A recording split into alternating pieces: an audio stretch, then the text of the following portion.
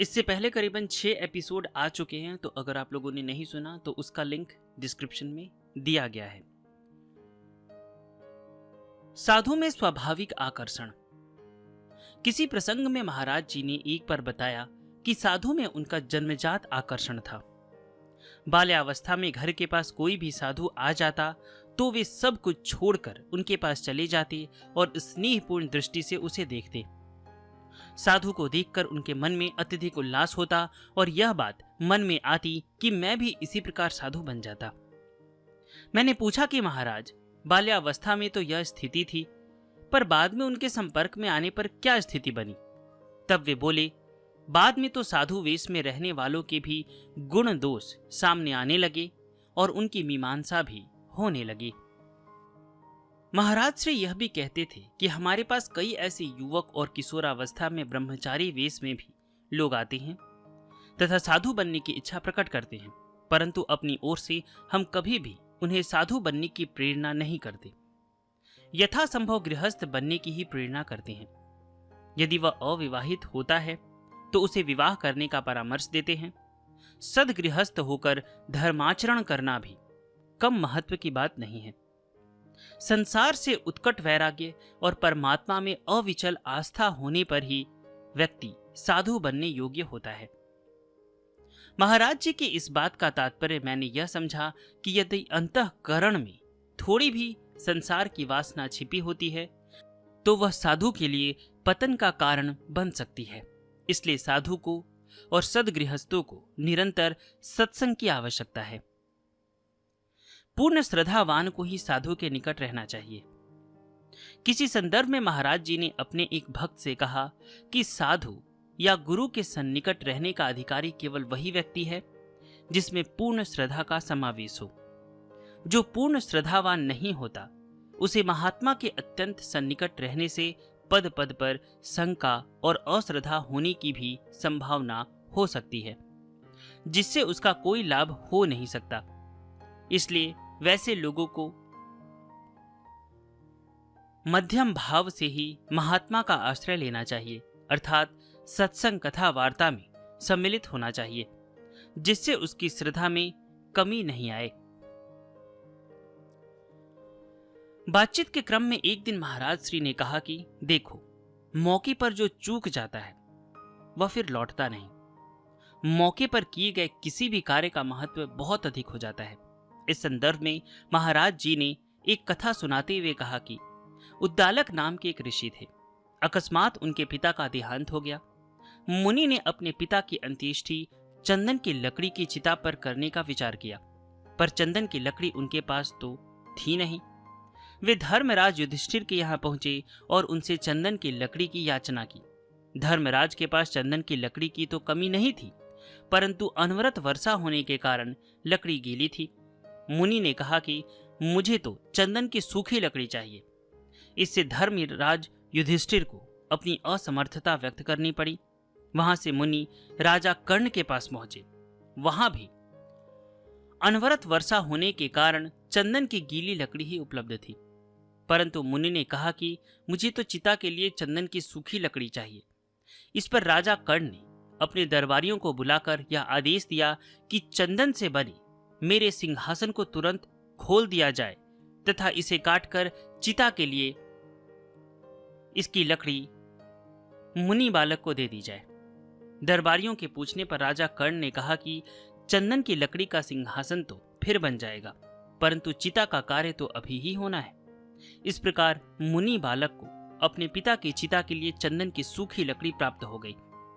महाराज ने कहा कि धर्मराज युधिष्ठिर के पास भी चंदन का ही सिंहासन था तथा वे राजा कर्ण से कम दानी भी नहीं थे, परंतु मौके पर जो सूझ राजा कर्ण को आई वह युधिष्ठिर को नहीं आ सकी। इसलिए दानवीर की उपाधि राजा कर्ण को ही प्राप्त हुई, धर्मराज युधिष्ठिर को नहीं। अतः मौके पर किए गए कार्य का बड़ा महत्व होता है। वैसे तो महाराज जी की प्रवृत्ति प्रारंभ से ही अंतर्मुखी थी, परंतु जन कल्याण के लिए, धर्म रक्षार्थ, लोक संग्रह की दृष्टि से जागतिक कार्यों में भी जो अभिरुचि महाराज जी ने ली वह विवेकपूर्ण योजनाबद्ध थी। इस जीवन में कितने समय कौन सा कार्य संपन्न करना है, यह सब महाराज श्री की बुद्धि में निर्धारित था। एक बार एक जैन मुनि वाराणसी पधारे। वे लगभग 1 मास तक वाराणसी में ठहरे। कई प्रकार के चमत्कार उन्होंने यहां दिखाए। अखबारों में भी उनके चमत्कारों की प्रशंसा छपा कर दी। उनका नागरिक अभिनंदन भी किया गया। महाराज श्री भी उन दिनों वाराणसी में ही थे। उनसे भी उनके चमत्कारों की चर्चा होती थी। महाराज भी कौतूहल पूर्वक उनके चमत्कारों की बात सुनते। एक दिन अकस्मात जैन मुनि महाराज जी से मिलने श्री वृंदावन विहारी भवन पधारे। रात्रि में महाराज जी ने मुझसे कहा कि आज जैन मुनि आए थे। मैंने पूछा, उनसे क्या बातचीत हुई? महाराज जी ने कहा कि वे कहते थे कि आपका सहयोग हमें मिल जाए तो हम लोग भारतीय संस्कृति के उन्नयन के लिए बहुत कार्य कर सकते हैं और भारतीय संस्कृति की बहुत उन्नति हो सकती है। मैंने महाराज जी से कहा कि इसमें हर्ज भी क्या है? यदि वे अपने सिद्धांतों के अनुसार कार्य करें तो उन्हें सहयोग देने में क्या कठिनाई है? तब महाराज जी ने कहा कि भाई, उनका हमारा मेल कैसे बैठ सकता है? जैसे तुम लोग सवेरे अपनी दुकान लगाते हो और शाम को अपनी दुकान समेटते हो, वैसे ही वे तो अपनी दुकान लगा रहे हैं और मैं समेट रहा हूं। तब दोनों का मेल कैसे बैठ सकता है? महाराज जी की यह बात सुनकर मैं चकित रह गया और सोचने लगा कि महाराज श्री के कार्यक्रम कितने योजनाबद्ध हैं। जीवन का कितना क्षण किस कार्य में लगाना है, यह विवेक पूर्वक विचार कर ही वे निर्धारित करते थे। बिना कष्ट प्रारब्ध का भोग। एक बार महाराज श्री ने मोटर द्वारा वाराणसी से वृंदावन के लिए प्रस्थान किया। महाराज जी की गाड़ी प्रायः रात्रि में ही चलती थी तथा रात्रि 1 बजे उनके जागरण के समय रोक दी जाती थी। कानपुर से आगे कुछ दूर पर रात्रि में गाड़ी का एक्सीडेंट हो गया। गाड़ी किसी वृक्ष से टकरा गई। गाड़ी तो पूरी तरह नष्ट हो गई। महाराज श्री को भी चेहरे पर कुछ चोट आई। महाराज श्री उस समय पीछे की सीट पर शयन कर रहे थे। वहां आसपास के गांव वालों की भीड़ लग गई। भीड़ के लोगों ने महाराज जी को जगाया। महाराज जी जब वृंदावन से वाराणसी लौटे तब उनका चेहरा देखकर मुझे अत्यधिक आश्चर्य हुआ कि महाराज श्री को इतनी चोट कैसे लग गई। तब महाराज जी ने मुझे मोटर दुर्घटना की सब बातें बताई तथा कहा कि इस बार मुझे यह अनुभव हुआ कि कभी कभी भगवान बिना कष्ट हुए ही प्रारब्ध का भोग भुगता देते हैं। महाराज जी ने बताया कि एक्सीडेंट के समय तो मैं नींद में ही था। बाहर के लोगों ने जब मुझे उठाया तब मुझे मालूम हुआ कि गाड़ी का एक्सीडेंट हो गया है। महाराज जी को देखने से ऐसा लगता था कि उन्हें काफी चोट आई है, पर उन्होंने कहा कि इस बार मुझे इस चोट से कोई कष्ट या दर्द का अनुभव नहीं हो रहा है। यद्यपि उसको ठीक करने का उपचार चल रहा था। भगवत कृपा से गाड़ी के नष्ट हो जाने पर भी ड्राइवर और साथ बैठे ब्रह्मचारी को भी चोट नहीं आई। वे लोग भी सुरक्षित बच गए। यह सब स्वामी जी की साधना और प्रभु कृपा का ही फल था। एक दिन प्रातःकाल वृंदावन विहारी भवन में अपनी साधना में संलग्न सूर्य नमस्कार करते हुए महाराज श्री अचेत हो गए। उन्हें तत्काल केदार घाट स्थित वेद शास्त्रानुसंधान केंद्र पर ले जाया गया, जो महाराज द्वारा संस्थापित स्थान है। महाराज जी की विशेष अस्वस्थता के कारण देश के कोने कोने से दर्शनार्थ आने वालों का तांता लग गया। महाराज का उपचार पंडित व्रज मोहन जी दीक्षित द्वारा आयुर्वेदिक पद्धति द्वारा चलता रहा। डॉक्टरी दवा देने का तो कोई प्रश्न ही नहीं था। 21 दिनों तक लगातार महाराज श्री की अचेतना अवस्था बनी रही। इन दिनों महाराज को बाह्य ज्ञान एकदम नहीं था। वे किसी को भी पहचानते नहीं थे, परंतु बीच बीच में रामायण की चौपाई बोलते जाते। जय जय गिरिबर राज किशोरी, इस अर्धाली को उन्होंने कई बार दोहराया तथा राम नाम का उच्चारण भी महाराज द्वारा होता रहता। ये सब घटनाएं विलक्षण थी। ऐसा लगता था कि महाराज श्री ने अपनी बाह्य चेतना को समेटकर कुछ समय के लिए अंतर्मुखी वृत्ति धारण कर ली है, परंतु भक्तजन इसे समझ नहीं पा रहे थे। सभी चिंतित थे। पूरी पीठाधीश्वर शंकराचार्य निरंजन देव तीर्थ जी महाराज, तत्कालीन ज्योतिष पीठाधीश जगत गुरु स्वामी श्री स्वरूपानंद सरस्वती जी महाराज, सुमेरु पीठाधीश्वर शंकराचार्य स्वामी श्री शंकरानंद सरस्वती जी महाराज, शास्त्री स्वामी तथा महाराज के अन्य भक्त गण भी वहां निरंतर उपस्थित रहते। दर्शनार्थ बाहर से आने वाले भक्तों का भी तांता बंधा रहता था। 21 दिनों तक यह क्रम चलता रहा। 21 दिनों के बाद अचानक महाराज की चेतना लौट आई। चेतना लौटने पर महाराज ने सर्वप्रथम कहा, मुझे विष्णु सहस्त्र नाम सुनाओ। यह सुनाया गया। इसके बाद ही महाराज जी ने कहा, गजेंद्र मुख सुनाओ। भक्तों में प्रसन्नता की लहर छा गई। सभी आनंद मग्न हो गए। महाराज बिस्तर पर उठकर बैठ गए तथा पाठ सुनने की इच्छा व्यक्त की। यद्यपि कुछ समय उन्हें सुनाया भी गया तथा भक्तजनों ने आग्रह किया कि महाराज जी आप सो जाएं। वैद्य जी ने विश्राम करने को कहा है। इन सब का महाराज श्री दार्शनिक भाषा में आध्यात्मिक उत्तर देते थे, जिसे सुनकर सभी लोग आश्चर्यचकित हो जाते थे। वे कहते, हां भाई ठीक कहते हो, जीव अब तक सोया है, उसे जगना चाहिए। उनसे जब विश्राम के लिए कहा गया तो उन्होंने उत्तर दिया कि विश्राम तो भगवत स्मरण और भगवत चिंतन में ही है। महाराज जब स्तोत्र आदि सुनाने का आग्रह बार बार करते, तब यह समझकर कि इससे मानसिक श्रम अधिक पड़ेगा, उनसे निवेदन किया गया कि वैद्य जी ने स्तोत्र आदि सुनाने के लिए मना किया है। तब महाराज श्री ने कहा, तब तो वैद्य जी को कोई दूसरा रोगी खोजना चाहिए। इस प्रकार अंतर्मुखी वृत्ति से बहिर्मुखी वृत्ति में आने पर भी महाराज जी में आध्यात्मिक भावना ही प्रधान था। देखो उस नाड़ी का क्या हाल है जिस नाड़ी में राम नाम चलता हो। इन्हीं दिनों में एक बार कलकत्ता से पधारे हुए महाराज जी के एक भक्त कविराज श्री सीताराम जी शास्त्री वैद्य ने महाराज जी की नाड़ी का परीक्षण करना चाहा। इसके लिए उन्होंने महाराज जी की नाड़ी अपने हाथ में ली। महाराज जी ने पूछा कि क्या देखते हो? तब उन्होंने कहा, महाराज मैं आपकी नाड़ी देखना चाहता हूं। तब उन्होंने उत्तर दिया, देखो उस नाड़ी का क्या हाल है जिस नाड़ी में राम नाम चलता हो। महाराज जी की यह बात सुनकर कविराज जी स्तब्ध रह गए। उन्होंने भक्त जनों से कहा, जिस नाड़ी में राम नाम चलता हो उस नाड़ी को देखने की मेरी क्या ताकत है। महाराज जी की परमहंसी अवस्था। लोक दृष्टि से महाराज श्री के स्वास्थ्य में धीरे धीरे सुधार होने लगा। महाराज श्री के सभी भक्तगण जो बाहर से भी पधारे हुए थे, महाराज से मिलने के लिए उत्सुक थे। महाराज सबसे मिले और उन्होंने सबको आशीर्वाद भी दिया। परंतु महाराज श्री के स्वभाव, कार्यकलाप और चर्या में परिवर्तन दिखाई देने लगा। उनकी अंतर्मुखी वृत्ति स्पष्ट रूप से मुखरित हो रही थी।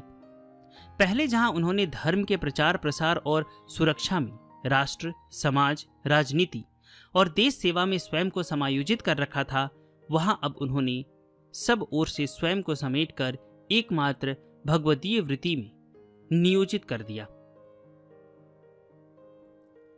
अब महाराज के पास संसार के कार्यों में समय व्यतीत करने के लिए अवकाश नहीं था। भक्तजन भी मिलने आते, दर्शनार्थियों की भी भीड़ रहती, तब भी महाराज 2-4 मिनट से अधिक वहां ठहर नहीं पाते। वे उठकर अपने कक्ष में चले जाते और भगवत चिंतन में संलग्न हो जाते। पहले वे मिलने वालों से पधारो कहकर जाने का संकेत भी कर देते थे, पर अब किसी को भी जाने के लिए नहीं कहते, बल्कि स्वयं ही उठकर अपने एकांत कक्ष में चले जाते। पहले कभी कभी अपने निकटतम भक्त जनों से उनकी विशेष गलती पर नाराज भी हो जाते, यहां तक कि उनसे भाषण करना भी बंद कर देते। पर अब महाराज ने अपनी ओर से सबको क्षमा प्रदान कर दिया। अब सभी लोग महाराज के पास निसंकोच भाव से आ सकते थे तथा कुछ भी बोल सकते थे।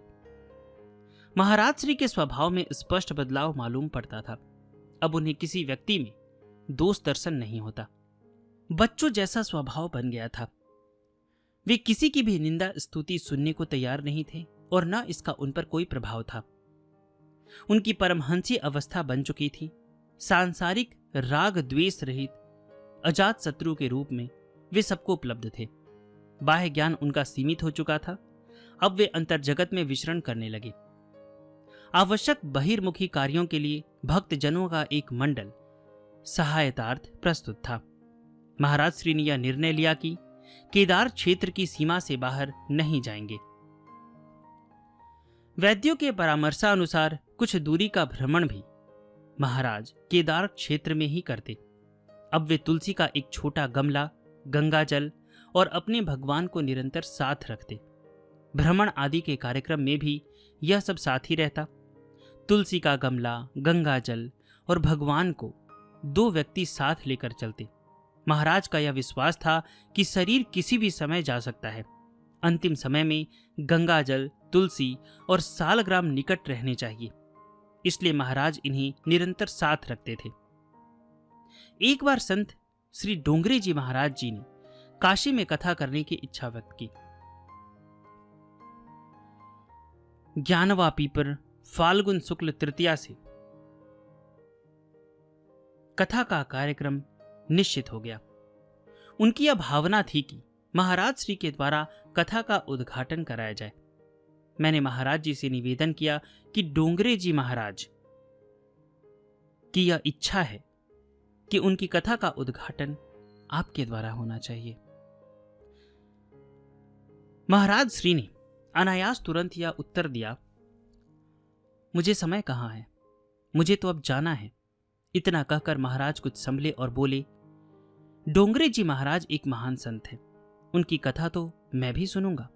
मैंने कहा, महाराज आपको तो अब आदमी सुहाता ही नहीं, कथा में तो भीड़ रहेगी, आप कैसे सुन सकेंगे।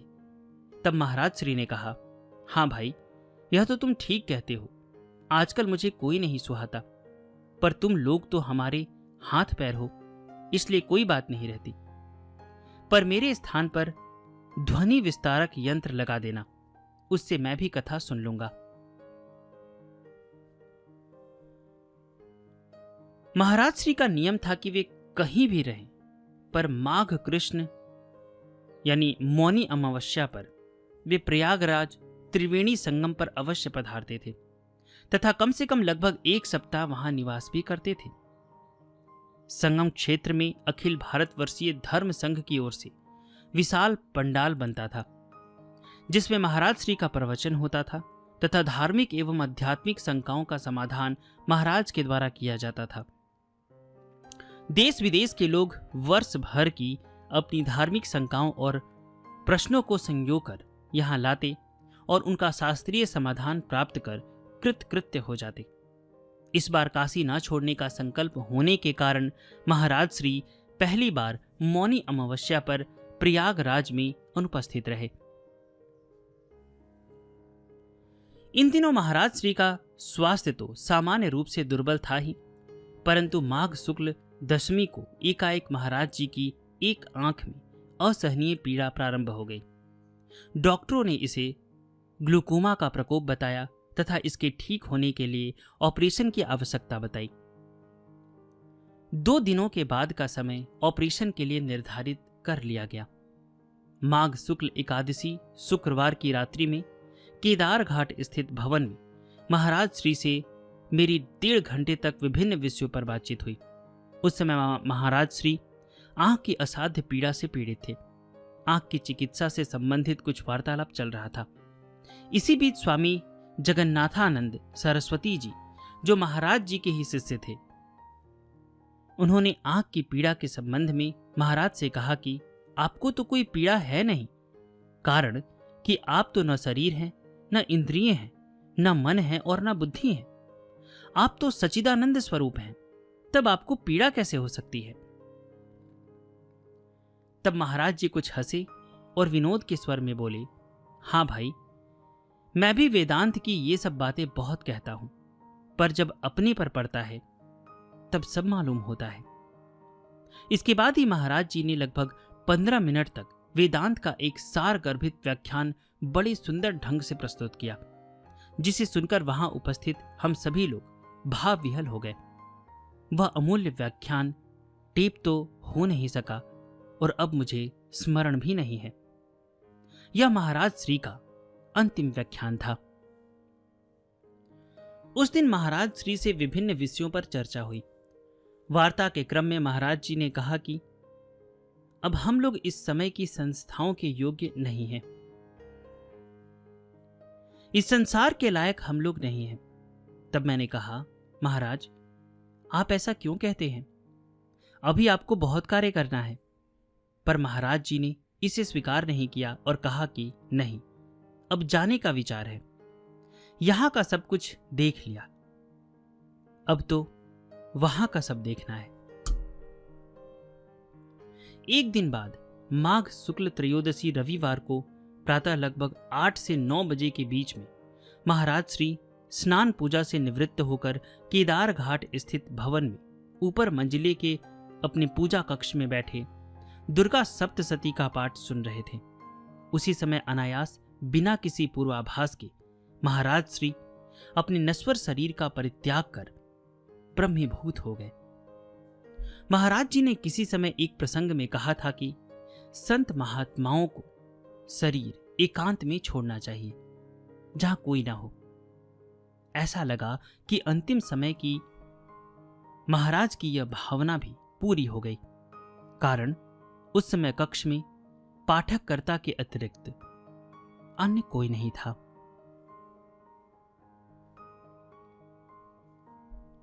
महाराज श्री की ब्रह्मीभूत होने की सूचना बिजली की तरह सर्वत्र फैल गई। उन दिनों प्रयागराज में संगम तट पर माघ मेला और सत्संग चल रहा था। देश के कोने कोने से पधारे संत महात्मा और आचार्यों के शिविर वहां लगे थे। जो ही यह समाचार वहां पहुंचा, सामान्य जनों में शोक की लहर व्याप्त हो गई। शिविरों के कार्यक्रम प्रायः स्थगित कर दिए गए। प्रायः सभी पंडालों में ध्वनि विस्तारक यंत्र द्वारा महाराज के कर्तृत्व और जीवन पर व्याख्यान होने लगे। मैं भी उसी दिन प्रातः काशी से प्रयागराज के लिए प्रस्थान कर चुका था। वहां पहुंचने पर संगम तट पर अवस्थित अपने कैंप में मेरे पूज्य पिताजी ने रुधे कंठ से यह समाचार सुनाया। अचानक यह सुनकर मैं भी स्तंभित रह गया। हम सब लोग तत्काल शिविर उठाकर वहां से काशी के लिए प्रस्थान कर गए। महाराज श्री के ब्रह्मीभूत होने का समाचार रेडियो और टीवी द्वारा प्रसारित हो जाने के कारण सर्वत्र फैल गया। महाराज के पार्थिव शरीर के अंतिम दर्शनार्थ देश विदेश के संत महात्माओं का तांता केदार घाट स्थित गंगा तट पर लग गया। संत प्रभु दत्त जी ब्रह्मचारी, पूरी पीठाधीश्वर जगत गुरु शंकराचार्य, ज्योतिष पीठाधीश्वर जगत गुरु शंकराचार्य तथा अन्य संप्रदायों के आचार्यगण वहां समुपस्थित हो गए। धार्मिक जगत में एक अंतर्व्यथा जैसी स्थिति बन गई। दूसरे दिन प्रातःकाल टाउन हॉल के मैदान से एक शोभा यात्रा निकाली गई, जिसमें एक गाड़ी पर वैकुंठयान सजाकर महाराज जी का पार्थिव शरीर अवस्थित किया गया। यान पर सभी आचार्य अवस्थित थे। बैंड बाजे और घुड़सवारों के साथ लाखों की संख्या में धार्मिक जनता महाराज श्री की अंतिम यात्रा में साथ चल रही थी। धर्म की जय हो, अधर्म का नाश हो, प्राणियों में सद्भावना हो, विश्व का कल्याण हो, गौ माता की जय हो, अनंत श्री करपात्री महाराज जी की जय हो, हर हर महादेव के नारे से आकाश गूंज रहा था। नगर का पूरा बाजार और कामकाज उस दिन बंद था। गंगा तट पर पहुंचकर महाराज श्री का पार्थिव शरीर यान से उतारा गया और नौकाओं एवं बजरे पर अवस्थित किया गया। जनता भी विभिन्न नौका और बजरों पर सवार हो गई। महाराज श्री का षोडशोपचार पूजन वैदिक विधि से संपन्न हुआ। शंख द्वारा ललाट पर ब्रह्मांड का परिच्छेदन किया गया। अंत्येष्टि का सब कार्य पूरी पीठाधीश्वर जगत गुरु श्री निरंजन देव तीर्थ जी ने स्वयं अपने हाथों से किया। संगमरमर प्रस्तर की मंजूषा में महाराज श्री का पार्थिव शरीर अवस्थित कर केदारेश्वर के समक्ष गंगा की मध्य धारा में महाराज श्री को जल समाधि प्रदान की गई। वहां उपस्थित जन समुदाय ने अश्रुपूरित नेत्रों से आध्यात्मिक जगत के मार्गदर्शक अभिनव शंकराचार्य करपात्र स्वामी को अपनी अंतिम विदाई दी। भक्त जनों ने तथा आचार्यों ने तत्काल गंगा की मध्य धारा में कूदकर अवभृत स्नान किया। कुछ भक्त जनों ने घाट के किनारे सीढ़ियों पर उतरकर स्नान किया। शास्त्र की यही मान्यता है कि किसी महान संत, सन्यासी तथा गुरु की जल समाधि के अनंतर तत्काल उस नदी में स्नान करने का अनंत पुण्य होता है। सन्यासी के शव को स्पर्श करने पर अपवित्रता भी नहीं होती, कारण वे नारायण स्वरूप में अवस्थित होते हैं। और्ध्वदैहिक कार्यों के अनंतर माहेश्वर बलि, पार्वण, श्राद्ध, भंडारा आदि सभी कार्य पूर्ण शास्त्रीय विधि से संपन्न कराए गए। इस प्रकार अनंत श्री स्वामी करपात्री जी महाराज जी की जीवन लीला का संवरण होकर सदा सर्वदा के लिए पटाक्षेप हो गया। व्यक्ति के जीवन काल में उसकी महत्ता से सामान्य जन पूर्णतः परिचित नहीं हो पाते। महाराज श्री अपने जीवन काल में भक्तों के लिए तथा सर्व सामान्य जनों के लिए अत्यधिक सुलभ थे।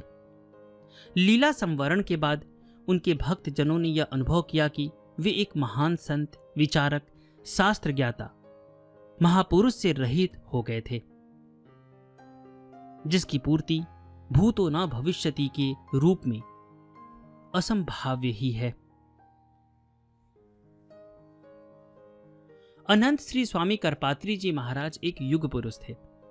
एक जीवन में उन्होंने जितना कार्य संपन्न किया वह किसी सामान्य व्यक्ति के बस की बात नहीं थी।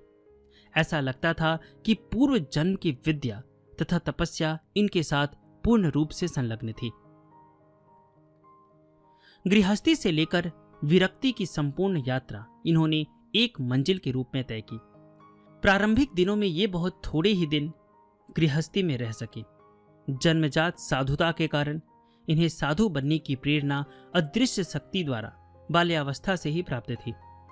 अल्प समय में ही इन्होंने विद्यार्जन किया। एक बार जो ग्रंथ सुनते या पढ़ते वह उन्हें सहज ही आत्मसात हो जाता। शास्त्र की गुत्थियों को ये स्वयं सुलझाते। इनके विद्या गुरु स्वामी श्री विश्वेश्वरानंद जी महाराज भी इनकी असीम प्रतिभा को देखकर आश्चर्यचकित थे। तत्कालीन ज्योतिष पीठाधीश्वर जगत गुरु स्वामी श्री ब्रह्मानंद जी ने भी महाराज जी की प्रतिभा को पहचाना और प्रयास पूर्वक इन्हें दंड ग्रहण कराया। उन दिनों इनमें वैराग्य की पराकाष्ठा थी। गंगा किनारे एक लंगोटी लगाकर रहते, सवारी पर चलते नहीं, कई दिनों पर भिक्षा में केवल दूध कर द्वारा ग्रहण करते। बाद के दिनों में सनातन धर्म की रक्षा में वे एक सजग प्रहरी के रूप में भारतवासियों को प्राप्त हुए। देश में सामाजिक, राजनीतिक, राष्ट्रीय और धार्मिक नीतियों में शास्त्र विपरीत किसी भी आचरण का उन्होंने दृढ़ता से विरोध किया, यहां तक कि इसके लिए जेल की यातनाएं भी सहन की। वास्तव में सामान्य जन उनके ब्रह्म स्वरूप से ही परिचित हो सके। उनके अंतः स्वरूप को बहुत थोड़े लोग पहचान पाए। यह प्रतीत होता है कि महाराज श्री के जीवन का संपूर्ण कार्य योजनाबद्ध रूप में है।